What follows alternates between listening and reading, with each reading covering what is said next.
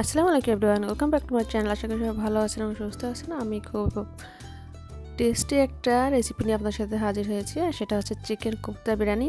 যেমন মেক করতে যেমন ইজি, খেতেও খুবই টেস্টি। এটা আপনার বাচ্চাদের টিফিনে দিতে পারেন বা যে কোনো ফ্রাইডে স্পেশাল রান্না করতে পারেন, অথবা আপনার বাসায় গেস্ট আসলে সেটাও তৈরি করতে পারেন।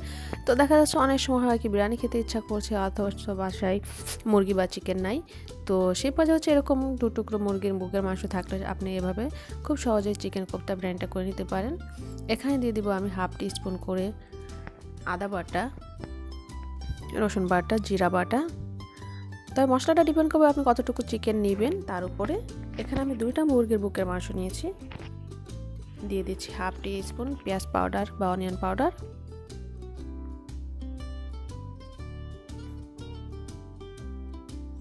দিয়ে দিচ্ছি পরিমাণ মতো লবণ।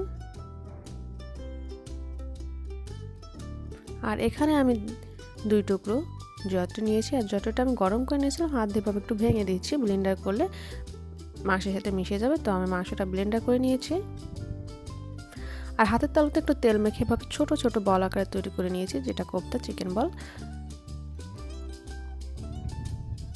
তো চিকেন বল বা কোফতাগুলো এভাবে এখন আমি মিডিয়াম আঁচে ভেজে নেব। আর ভাজার সময় দেখতে এত বেশি কিউট লাগে, মনে হয় বেবি সুইটের মতো কিন্তু দেখতে মনে হচ্ছে। হালকা ব্রাউন কালার যখন হবে সে পর্যায়ে আমি উঠিয়ে নেব। খুব বেশি ব্রাউন করবো না, তাহলে উপরের লেয়ারটা শক্ত হয়ে যাবে।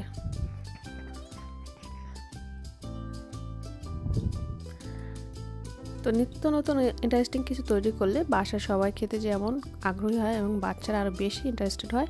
তো আপনারা এভাবে যদি কিছু ইয়ামি জিনিস টেস্টি এবং হেলদি বাসায় তৈরি করে দেন, বাচ্চারা কিন্তু সেগুলো খেতে খুবই উৎসাহী হয়, এবং সেগুলো আপনি কিন্তু এটা টিফিনে দিতে পারেন।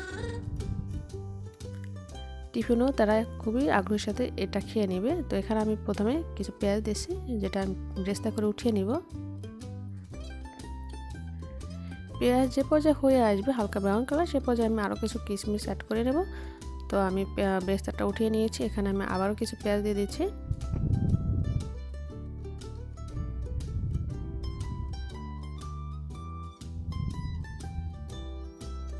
পেঁয়াজটা যখন হালকা ব্রাউন হবে সে পর্যায়ে আমি মশলা অ্যাড করব। আর মশলাটা ডিপেন্ড করবে আপনি কতটুকু চাল নিচ্ছেন বা আপনি মশলা কেমন খেতে চান। অনেকে আছে যে বিরিয়ানিতে হালকা মশলা খুবই লাইট পছন্দ করে, আবার অনেকে আছে যে মোটামুটি মশলা ব্যবহার করে বা বেশি মশলা খেতে পছন্দ করে। তো আমি হচ্ছে এখানে যেহেতু 2 পট চালের বা হাফ কেজি চাউলের বিরিয়ানি করব, সেই অনুযায়ী এখানে মশলা অ্যাড করব হাফ টি স্পুন করে। আর বিরিয়ানিতে আমার খুব একটা পছন্দ না, হালকা মশলাটা আমার পছন্দ, এই জন্য আমি মশলাটা এখানে কমিয়ে দিয়েছি। তবে আপনারা আপনাদের চাহিদা অনুযায়ী মশলাটা অ্যাড করে নেবেন। একটুখানি পানি দিয়ে মশলাটা আমি কষিয়ে নিব যাতে পুড়ে না যায়। এখানে আমরা সাধারণত রান্নার রেগুলার যে মশলাগুলো ইউজ করি সেগুলো আমি 1 টিস্পুন করে দিয়ে দিয়েছি। যেমন রসুন বাটা দিয়েছি 2 টিস্পুন, আদা বাটা হাফ টিস্পুন, ধনিয়া গুঁড়া, আর এখানে দিয়েছি আমি বিরিয়ানির মশলা 1 প্যাকেটের হাফ প্যাকেট, পুরোটা দিইনি। পরিমাণ মতো লবণ। আর এখানে কিন্তু আমি শুকনো মরিচ ইউজ করব না, তো আপনারা চাইলে ইউজ করতে পারেন যারা ঝাল খেতে পছন্দ করেন। তো বিরিয়ানির মশলার সাথে কিন্তু ঝালটা অ্যাডজাস্ট করা থাকে। মশলাটা ভালো করে কষিয়ে এখানে আমি 1 কাপের মতো পানি দিয়ে দিয়েছি। এখানে চিকেন বল দিয়ে দিয়েছি, আর আমি কিছু আলু এর সাথে ভেজে নিয়েছি একটুখানি ফুড কালার দিয়ে।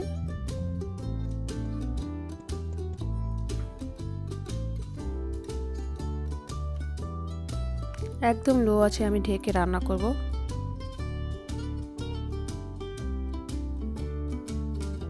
এখানে আমি কয়েকটা কাঁচামরিচ ভেঙে দিয়ে দিচ্ছি। আর চিকেন বল বা কোফতাগুলো কিন্তু আপনারা চাইলে আকার আরও ছোট বা বড় করতে পারেন, তবে ছোটটাই ভালো লাগে। পোলাওর সাথে বা বিরিয়ানির সাথে খুব সুন্দরভাবে অ্যাডজাস্ট হয়ে যাবে। এখানে দিয়ে দিচ্ছি আমি 2 টিস্পুন চিনি, আর দিয়ে দিচ্ছি একটু টমেটো সস। যারা ঝাল বেশি খান বা খেতে পছন্দ করেন তারা এই পর্যায়ে আরও কিছু কাঁচামরিচ ভেঙে দিয়ে দিতে পারেন। দেখতে কিন্তু খুব টেস্টি মনে হচ্ছে। আর আপনার বাসায় ছোটো বাচ্চারা থাকলে কিন্তু এই পর্যায়ে থেকে তারা টেস্ট করতে শুরু করবে, এত বেশি কিউট লাগে দেখতে। তো আরও কিছু সময় দমে রেখে আমি উঠিয়ে নিব চিকেন কোফতাগুলো।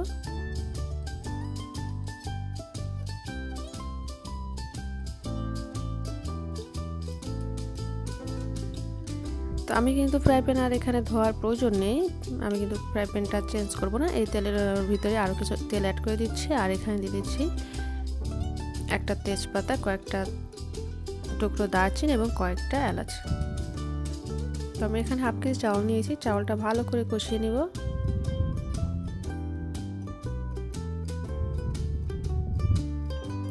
আর এখানে আমি চাউলের সাথে কিছু মশলা অ্যাড করব। 1 টিস্পুন রসুন বাটা, 1 টিস্পুন আদা বাটা এবং বিরিয়ানি মশলা দিয়ে দিয়েছি 2 টিস্পুনের মতো।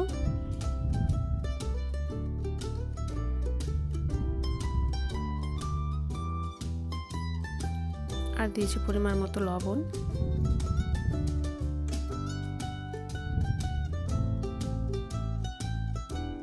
চালটা খুব ভালো করে কষিয়ে নিতে হবে, তাহলে কিন্তু রাইসটা বা বিরিয়ানি বা পোলাও যেটাই বলেন না কেন সেটা কিন্তু খুব সুন্দর হয়। এখানে হচ্ছে আমি 2 কাপ চাউল নিয়েছি, তার জন্য আমি 4 কাপ পানি দিয়ে দেবো। চাউলটা যখন ফ্রাই প্যানের সাথে সরাসরি একটা আওয়াজ হবে সেই পর্যায়ে বুঝতে হবে যে চাউলটা খুব সুন্দর কষানো হয়ে গিয়েছে। এভাবে কষালে কিন্তু পোলাওটা বা বিরিয়ানি যেটাই করি না কেন আমরা খুব সুন্দর টেক্সচার হবে, না নরম হবে না একদম শক্ত হবে। তো চাউলটা যখন বসে যাবে এই পর্যায়ে হচ্ছে আমি চিকেন কোফতাগুলো মিক্সড করে দমে রেখে দেব।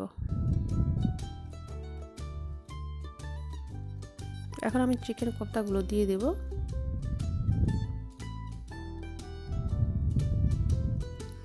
এবং ভালো করে মিশিয়ে নিচ্ছি উপর নিচ যাতে কোথাও বাদ না থাকে।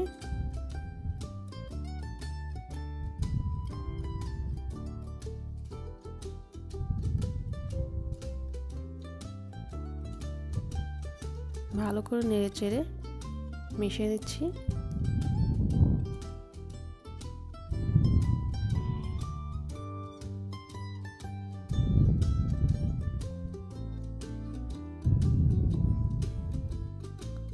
এই পর্যায়ে কিন্তু আপনি চুলা থেকে নামিয়ে নিতে পারেন, অথবা চুলায় যদি রেখে মিশিয়ে নেন তাহলে একদম লো আঁচে করে দিবেন।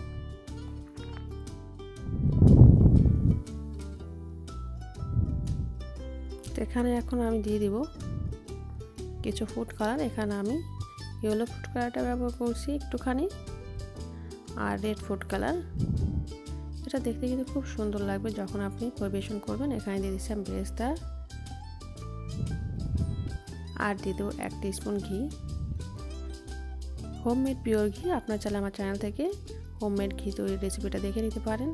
এখন আমি দমে রেখে দেবো আধা ঘন্টা মতো। তো আমি আধা ঘন্টা পর ফিরে আসলাম এবং গরম গরম পরিবেশন করব চিকেন কোফতা বিরিয়ানি। তো আসন্ন এই ঈদে আপনারা এই মজাদার রেসিপিটি তৈরি করতে পারেন। চিকেন কোফতা বিরিয়ানি দেখতেও যেমন সুন্দর, খেতেও কিন্তু খুবই ইয়ামি টেস্টি, ছোট বড় সকলেই পছন্দ করবে। তো আশা করি সবার কাছে আমার এই রেসিপিটি ভালো লাগলে লাইক কমেন্ট সাবস্ক্রাইব করে পাশে থাকবেন এবং আপনার ফ্রেন্ড অ্যান্ড ফ্যামিলিদের সাথে শেয়ার করতে ভুলবেন না। তো সবাইকে ঈদের শুভেচ্ছা, ভালো থাকবেন সবাই, ঈদ মুবারক, আল্লাহ হাফেজ।